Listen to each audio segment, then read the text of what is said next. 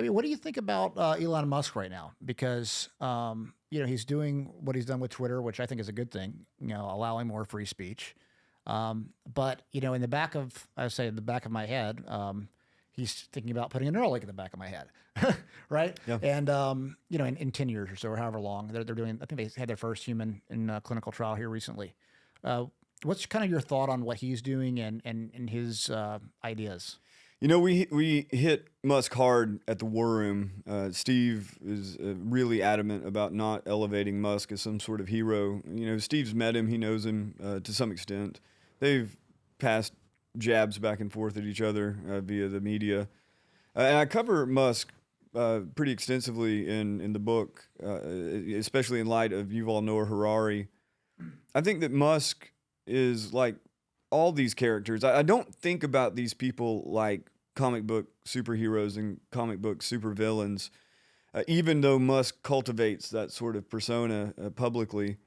But I do see him having it to the extent that we see technocracy, transhumanism, posthumanism, long-termism, all these as dangerous or potentially devastating ideas. Musk is without a doubt the most prominent advocate for all of them. Maybe more importantly, Musk is actually making these ideas possible. The realization of these technologies are happening, due to his wealth, connections, and companies. You start with, oftentimes when I describe it, you start with XAI, the creation of a digital mind superior to a human being, Neuralink, in order to attach brains. He proposes hundreds of millions or billions of brains connected to that AI system and, of course, to each other in a sort of hive mind in order to better survive, right, to push forward human evolution. Then you have his robotics project with Optimus, the humanoid robot, to take care of all the drudge work and the labor that blue-collar people do now. And this proposal for radical abundance, wherein the last job will be programming AI, and then eventually AI will program itself. He declared that 2019 at the World Artificial Intelligence Summit in Shanghai, China, arguing with Jack Ma. And the entire concept of having highways dominated by or exclusively covered in, that's not the right word, but you exclusively have autonomous vehicles or primarily autonomous vehicles. I mean, it sounds great in theory if you like to read or make out with your girlfriend in the car while it drives itself. But I mean, your freedom of movement is going to be immediately curtailed if the person with the master switch, be it the corporation or the government or both, decides that's it for you, like the truckers convoy, something like that. And on down. I mean, this whole dream of going into space, I hate to sound like the radical lefties of the 60s and 70s when they're griping about, white man's going to space while we're suffering down here. But I would say that I feel more like that than I do excited about people going out to, kick around on some dead rocks out in the solar system and maybe bring back some ore. I'm just not excited about it. And I think it's maybe even an impossible dream anyway. So, the entire worldview that Elon Musk stands for does not appeal to me. And I'm not going to try to portray him as some sort of evil villain, but I will say, in closing on Musk, that it was very curious to me on Halloween, must have been Halloween of 2022, right when he bought Twitter. He shows up in that Devil's Champion Halloween outfit, and it was, put all over the media. And it has it was actually a ram head, but it resembles the goat head of the Baphomet, and with an upside down cross emblazoned on it, and then of course the same on the what do you call them, gauntlets or bracers on the arms. And it was really weird to me because Elon Musk has courted the right so much, and so many people whom I respect just adore Elon Musk. And I can understand if you are an atheistic right-winger why you would see Elon Musk as a good guy or a guy on your side. But I cannot understand the millions upon millions of Christian conservatives who turn a blind eye to that sort of thing. Because, people oftentimes are like, it was just a Halloween costume, man. Well, he used it in his Twitter profile pic until just very, very recently when he changed the name to X. That sort of thing, I'm not trying to paint some sort of picture of a secret Illuminati in which Musk is employed to bring the right into Satanism, but in effect, perhaps in a kind of complex adaptive system sort of way, that's exactly what's happening, at least on a symbolic level. Well, that's some of the points that I've made in the past is that, um, I like what he's doing when it comes to Twitter and free speech. I like how he stands up against the radical left and those type of things. But if I were trying to take over the world and put a chip in everybody's brain, and let's say I had evil intentions, let's say I'm not saying he does, but let's just say that that that that he did. Um, I would want to court the right because you have the Christians on the right for the most part. You have the group that has more values, more shared values within that's very close to family. And knowing that you can always go back to the left, but if you got the right on your side to begin with, it's a way to build a bridge in the Yeah. future. And it would be a good plan if that were his intention.